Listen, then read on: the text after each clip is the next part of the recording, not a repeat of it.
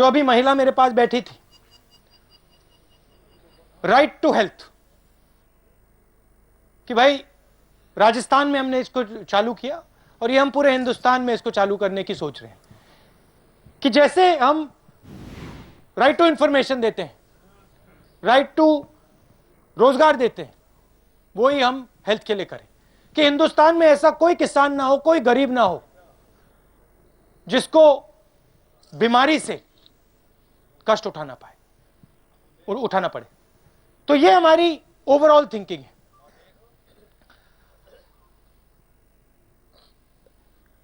FDI की बात की और यहां किसी ने कहा कि भाई हमारे बेटे किसान नहीं बनना चाहते, आपने कहा था। अब कितने लोग यहां अपने बेटों को खेत में काम करते हुए देखना चाहते हैं? कोई नहीं चाहता ना, कोई नहीं चाहता। तो हमारी सोच क्या है? हम आपसे यह नहीं कहना चाहते हैं कि भाई आपके बेटों को खेती नहीं करनी चाहिए, वो डिसीजन आपका है, वो डिसीजन हमारा नहीं।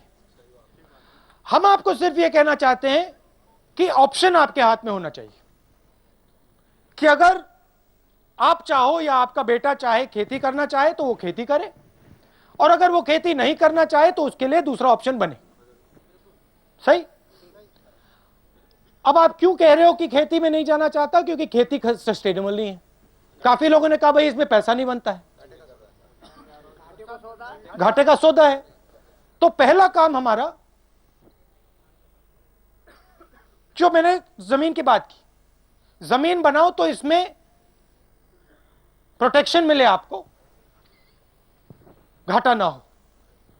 मगर वहां नहीं रुकना चाहते हम कहते हैं कि आपके बेटों को वही अपॉर्चुनिटी होनी चाहिए जो बाकी लोगों को है। और अपॉर्चुनिटी कहां से आएगी? रोजगार से आएगी। और किस प्रकार के रोजगार से आएगी?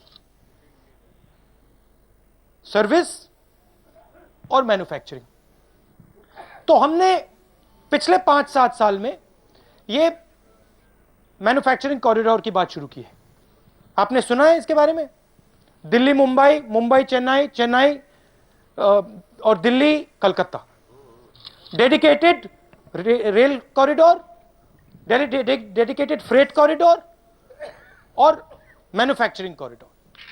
तो हमने एक मैन्युफैक्चरिंग के लिए रीढ़ की हड्डी नेटवर्क तैयार कर दिया है, और वहां अब बहुत सारे उद्योग, मैन्युफैक्चरिंग के उद्योग लगेंगे, और आपके बच्चों को चॉइस मिलेगी, खेती की चॉइस या रोजगार की चॉइस। वो हम आपको ऑप्शन देना चाहते हैं। अब आप ऑप्शन लो या ना लो, वो आपके हाथों में है। हमारी राजनीति आपको चॉइस देने की राजनीति है। हमारी राजनीति आपको ऑर्डर देने की राजनीति नहीं है, वो बीजेपी का काम है। हम चाहते हैं कि आपकी जो शक्ति है उसका प्रयोग हिंदुस्तान करे। हम आपको यह नहीं कहना चाहते कि भैया आप ऐसे करो, जो आप करना चाहते हो आप करो। हम आपको अपॉर्चुनिटी देना चाहते हैं। राजनीति की बात उठी, हुड्डा जी बैठे हैं, जयराम रमेश जी बैठे हैं, काफी शिकायत आती है, जयराम जी के बारे में भी शिकायत आती है कि भाई मंत्री नहीं सुनते हैं। अब उनकी भी गलती नहीं है, उनको बहुत काम करना पड़ता है। शिकायत है, बोलो। हाँ। नहीं, इनकी हाँ हाँ, तो यही बात है। तो प्रॉब्लम क्या है? 2-3 जगह से बात उठी, टिकट की बात उठी।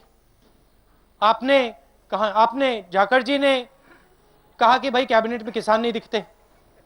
उन्होंने कहा कि टिकट जब बैठते हैं तो किसान नहीं दिखाई देते।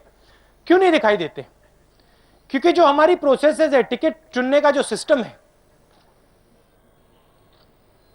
पार्टी के जो पोजीशंस है उसके चुनने का जो सिस्टम है, उसमें आपकी हिस्सेदारी नहीं है। सीधी बात। और जब तक हमने इस बात को नहीं बदला, तब तक हम ऐसे भाषण कर सकते हैं और ऐसी मतलब मीटिंग्स कर सकते हैं, मैनिफेस्टो में आपकी आवाज आ सकती है, मगर मैं अब 10 साल से राजनीति में हूं, आवाज डालने के लिए शक्ति की भी जरूरत होती है, और जब तक आपको हमने मेन डिसीजन में नहीं डाला, टिकट के डिसीजन में नहीं डाला, तब तक आपके हाथों में शक्ति नहीं आ सकती। चलिए सीधे लिए चलते हैं एक बार फिर आपको सोनीपत, जहां पर राहुल गांधी इस वक्त किसानों के साथ एक पंचायत कर रहे हैं, उनकी समस्याओं को सुन रहे हैं। 50% महिलाएं दिखाई दें और 50%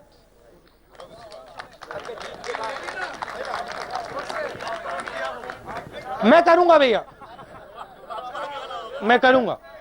और मगर मेन पॉइंट क्या है मेरा, मैं आपसे लंबा बोल रहा हूं, मगर मेन पॉइंट यह है कि हिंदुस्तान में जानकारी आपके पास है, जानकारी किसान के पास है, जानकारी मजदूर के पास है, बढ़ई के पास है, महिलाओं के पास है, मगर हम आपसे पूछते नहीं, आपसे कोई पूछता नहीं, आपसे सिस्टम नहीं पूछता है, सिस्टम आपको बताता है। तो मैं चाहता हूं कि कांग्रेस पार्टी में हम आपसे पूछना शुरू करें। कभी कभी जो आप कहेंगे हमें अच्छा नहीं लगेगा कि भैया ये गलत कह दिया, मगर पूछना चाहिए, क्योंकि जानकारी ज्ञान आप में है, हिंदुस्तान की जनता में है। और ये हम में और कांग्रेस बीजेपी में एक फर्क है। बीजेपी की थिंकिंग है कि इस देश को एक व्यक्ति चला सकता है, जैसे दुनिया का पूरा ज्ञान एक व्यक्ति में होता है,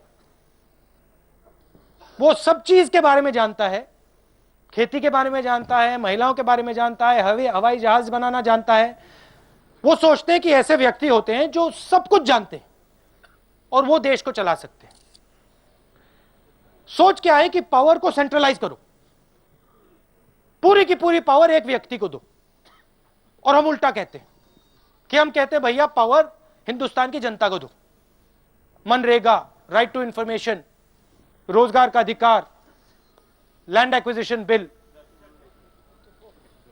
तो हमारा आरटीआई, पंचायती राज, हमारा पूरा का पूरा काम है कि भैया लो। गांधी जी ने हमें यह सिखाया कि ये लो। पहले कांग्रेस पार्टी में 15 लोगों के पास पार हुआ करती थी, 50 लाख लोगों को उन्होंने पार दी थी कि भैया कांग्रेस पार्टी को चलाओ। वो ही कांग्रेस पार्टी को करना है। तो सोच में बिल्कुल फर्क, बहुत बड़ा फर्क है।